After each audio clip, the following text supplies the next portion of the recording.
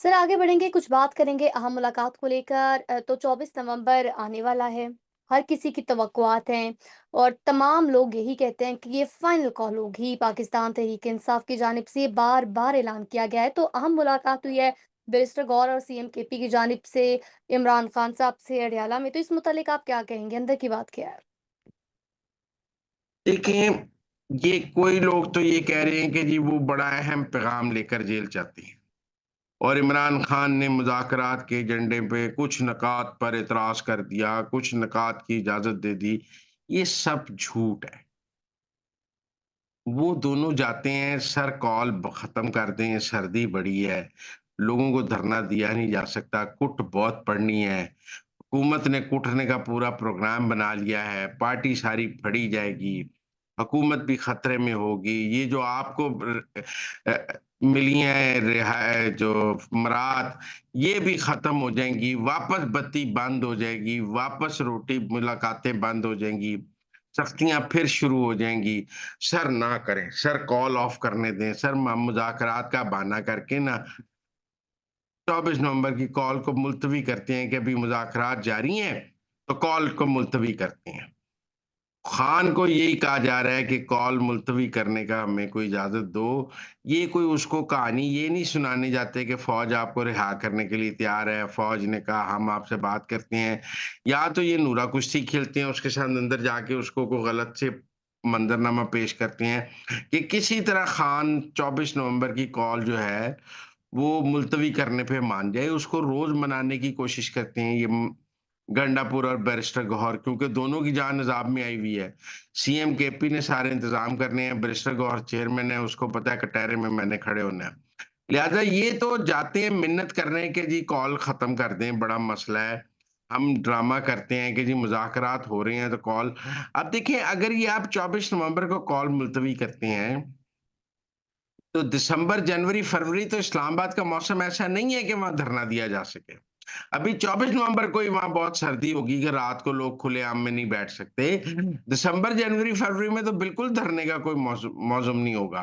तो लिहाज़ा अगर ये अब कॉल मुलतवी हुई तो बात फिर मार्च, अप्रैल, मई में जान पड़ेगी। तो इसलिए मुझे नहीं लगता कि जी लोग कह रहे हैं जी बड़ी बात हो रही है आजकल और हुकूमत जो है धांधली पर जुडिशल कमीशन बनाने पर मान गई है। मज़ाक़ ख़ेज़ बात है। 129 दिन का धरना था, फ़ौज की आशीर्वाद थी, जनरल ज़हीरुल इस्लाम का ज़ोर था।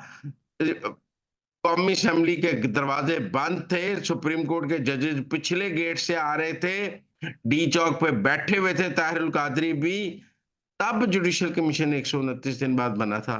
कि अच्छा चलें, अब ये थक गए हैं तो इनको जाने के लिए कोई एक रास्ता और वो जुडिशल कमीशन नून लीग की शराइत पे बना था। उस जुडिशल कमीशन में नून लीग की जीत थी। वो इमरान खान ने अपने सरेंडर नोट पर दस्तखत किए थे क्योंकि वो जुडिशल कमीशन ने कहा था इलेक्शन बिल्कुल शफ़ाफ़ हुए हैं। तो आज बगैर कुछ धरने के एक कॉल पे ही जुडिशल कमीशन बन जाएगा और वो भी पीटीआई की मर्ज़ी का धांधली पे मुझे नहीं समझ आती। तो सर, यहाँ इसलिए आपसे सवाल करना चाहूँगी कि अज़मा बुखारी की जानिब से हमने देखा, आज मीडिया से गुफ्तगू की गई, उनकी जानिब से कहा गया कि खान साहब कहते थे कि इन लोगों के पास कहाँ से इनके बाप का पैसा है, मैं इनको क्यों वापिस करूँ, इनको क्यों एनआरओ दूँ। तो सर इस मुतालिक मैं आपसे पूछना चाहूँगी कि आज उनकी जानिब से कहा गया कि ना हुकूमत के पास पूरी एबीसीडी जितने मर्ज़ी प्लान ए, प्लान बी बना लें। और यहाँ पर एक और भी बात है कि ज़राए के मुताबिक ये तफ़सीलात सामने आ रही हैं कि हर एमएनए, एमपीए को 4-4 लाख रुपए दिए जा रहे हैं। इस बात में कितनी सदाकत है? ये पैसे तो दिए जा रहे हैं ना, देखें पैसे तो बाँटे जा रहे हैं ट्रांसपोर्ट के लिए। अब वो एमएनए कहता है 10,000 बंदा लाना है उसकी ट्रांसपोर्ट पर अगर 2-4 लाख कोई पैसे नहीं है।